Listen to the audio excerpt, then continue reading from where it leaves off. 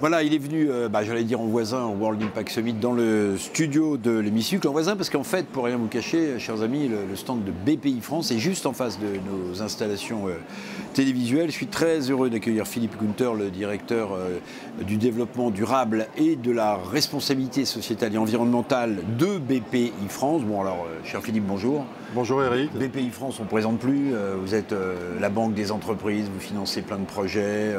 Nicolas Dufourcq, le président, est omniprésent dans les médias. On parle beaucoup de BPI France et on sait le rôle important que BPI France joue dans le financement d'entreprises. Mais là, on est sur le World Impact Summit, cher Philippe. Donc j'aimerais qu'on parle de transition écologique. Quand vous abordez des projets peut-être de financement de BPI France, c'est un des premiers volets que vous regardez ? Oui, alors c'est vrai que les défis sont importants pour les entrepreneurs. On parle beaucoup du climat, de la lutte contre le réchauffement climatique. De plus en plus des sujets qui montent sur la biodiversité, la dépendance des ressources, par exemple l'eau, qui est un vrai sujet pour tout un ensemble de filières industrielles, textiles et d'autres. Donc tous ces sujets deviennent un peu proéminents. Et donc nous, Banque publique d'investissement BPI France, l'ami des entrepreneurs, c'est d'aider les entreprises en financement, en investissement, et en les accompagnant aussi avec tout un ensemble de dispositifs, de diagnostics, d'accélérateurs, de missions pour les fortifier, pour les accompagner, pour essayer qu'ils fassent face non seulement aux enjeux, mais aussi à ceux qui arrivent à une vitesse assez rapide. Mais parmi les critères dans la grille, par exemple, de décision de financement d'une entreprise, pour développer ses investissements et ses projets. Est-ce que la lecture environnementale arrive rapidement en tête de cette do-list ? Alors, il y a toujours le process financier, naturellement, classique pour des financiers, que ce soit en banque et en investissement d'ailleurs, mais il y a aussi, a été intégré des dispositifs d'analyse extra-financiers. Pour l'investissement, il y a toute une mécanique sur l'environnement, le S du social et le G de la gouvernance, pour voir tout un ensemble de points indépendamment de l'analyse financière, qui donne lieu à une appréciation et qui c'est pas bloquant. C'est pas si vous n'atteignez pas tel seuil, on ne vous finance pas, etc. C'est pas le cas. C'est juste pour mesurer la maturité. Et sur le financement, on a mis en place l'index de maturité climat, l'IMC, pas l'indice de masse corporelle, mais qui mesure la maturité des entreprises au regard du climat et des sujets de transition écologique énergétique. Donc ce sont des entretiens assez longs et ça vient en plus, donc la dimension environnementale est absolument proéminente et essentielle dans l'analyse. J'ai en mémoire que, par exemple, les banques en Europe n'ont pas le droit de financer certains secteurs. Celui du développement des énergies fossiles, celui jusqu'à il y a peu de temps de la défense, de l'armement. C'est vrai aussi pour la Banque européenne d'investissement, qui n'avait pas le droit de toucher à certains secteurs. Est-ce que BPI France a mis de côté certains secteurs qu'elle ne veut pas financer parce que précisément le risque environnemental est trop important ? Alors, nous sommes dans le développement du business. Pour l'ensemble des entrepreneurs, pour faire des entreprises de croissance. Ça, c'est absolument cardinal, essentiel. En revanche, on a mis en place effectivement des zones d'exclusion ou de limitation, exemple les énergies fossiles. C'est-à-dire qu'on ne va plus financer une entreprise dont le chiffre d'affaires est supérieur à 5% sur du charbon thermique, etc. Donc on a des zones sur certaines typologies de jeux, etc. On ne va pas à certains endroits sur le tabac. On n'y va plus lié à l'OMC, etc.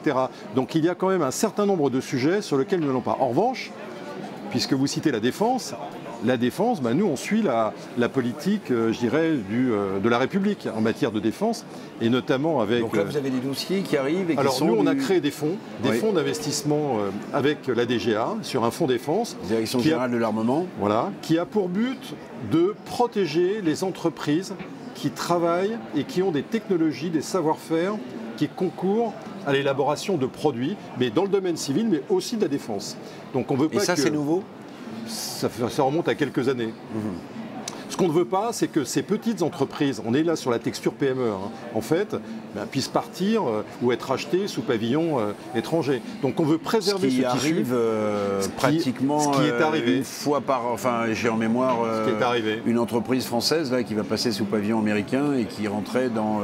Alors de moins en moins. De moins en moins. De moins en moins. Mais ça arrive encore. Donc on met en place ces dispositifs pour conserver finalement les savoir-faire, les brevets, les technologies, parce qu'on en a besoin et puis on veut vraiment préserver le tissu économique et industriel. Est-ce que d'après vous, la nouvelle donne géopolitique, alors je ne parle pas spécifiquement de ce qui se passe en Ukraine, mais peut-être par exemple de l'élection de Donald Trump, avec lui dans son discours d'intronisation, vous vous souvenez, il a un peu choqué le monde entier, bon il n'est pas à ça près, en disant drill, drill, drill, ça veut dire on va continuer à faire du forage et donc faire de l'énergie fossile. Ouais. Est-ce que ça peut changer comme une sorte d'impact collatéral la politique d'investissement de grandes banques comme par exemple celle de la BPI? Alors, nous on est dans un raisonnement européen. En Europe, bon élève, il y a eu le Green Deal, bien sûr, qui concerne l'ensemble des pays européens avec tout un ensemble de capitaux sur la table, qui est toujours sur la table, avec aujourd'hui des réflexions qui sont plus sur la réglementation d'application d'un certain nombre de lois, etc. Notamment tout ce qui est reporting sur la CSRD, mais Corporate Sustainability Reporting Directive. Mais aujourd'hui, on reste totalement alignés, nous, sur la vision extra-financière européenne et française. D'ailleurs, on encourage les entreprises à ne pas poser le crayon sur ces sujets. C'est vrai qu'il y a une tendance aujourd'hui outre-Atlantique qui est peut-être de ralentir, voire de supprimer ou de ne plus parler de certaines composantes extra-financières. Nous, on n'est pas du tout dans cette veine-là. On demande à nos entrepreneurs, pourquoi? Parce que pour une raison très simple, c'est que à la fois les supply chains sont concernées et elles ne sont pas uniquement géographiques, donc il faut conserver, j'irais entre les plus grandes entreprises et les plus petites, une espèce de porosité de transfert d'infos sur l'environnement, le social et les sujets de gouvernance, parce qu'il y aura des reportings et on a besoin pour analyser, et puis il y a le sujet d'impact. Bien sûr. C'est-à-dire dans les décisions, il faut intégrer l'impact à la décision financière pour avoir une vision assez complète des sujets. Et en interne, ce sera ma dernière question, Philippe Kunter, quelle est la politique de RSE de BPI France en interne? J'allais dire pour ses collaborateurs, pour son quotidien de fonctionnement, de structure. On imagine que vous êtes le responsable, vous avez forcément mis des trucs spécifiques en place, sinon vous seriez fait rattraper par la patrouille. Bah oui, et donc c'est pas le but. Donc le but c'est de conseiller bien les entreprises, mais de balayer devant sa porte aussi et de montrer un peu l'exemple sur un certain nombre de sujets. Donc sur l'environnement, on a mis en place tout un ensemble de dispositifs sur nos bâtiments, sur des mécaniques aussi d'engagement des salariés avec la DRH sur le sujet. On mesure bien sûr, comme d'autres, les empreintes, etc. On a le souci de vraiment d'être dans une sobriété de fonctionnement. Sur le social, on a tout un ensemble de bouquets d'actions extrêmement lourdes sur l'accompagnement des salariés. C'est-à-dire, puisqu'on parle du volet strictement interne, donc de nos salariés, ça c'est la DRH qui s'en occupe, avec des volets d'accompagnement, je dirais, d'aguerrissement pour être meilleur, mais aussi pour des salariés qui peuvent être à un moment en situation de fragilité, des accompagnements avec des plateformes, des coachs, etc., pour les aider. C'était notamment le cas post-crise sanitaire et crise sanitaire, où il a fallu accompagner des salariés comme d'autres entreprises.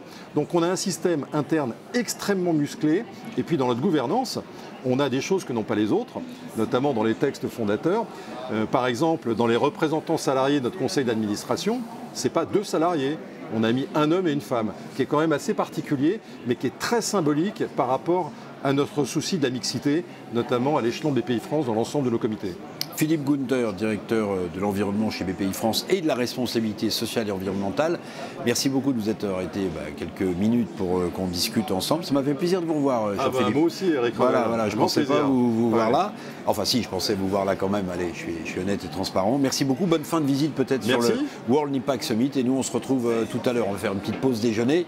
Et puis on se retrouve ensemble pour accueillir de nouvelles personnalités autour de cette idée fondamentale, importante pour l'avenir du monde, qui est la transition écologique. À tout à l'heure.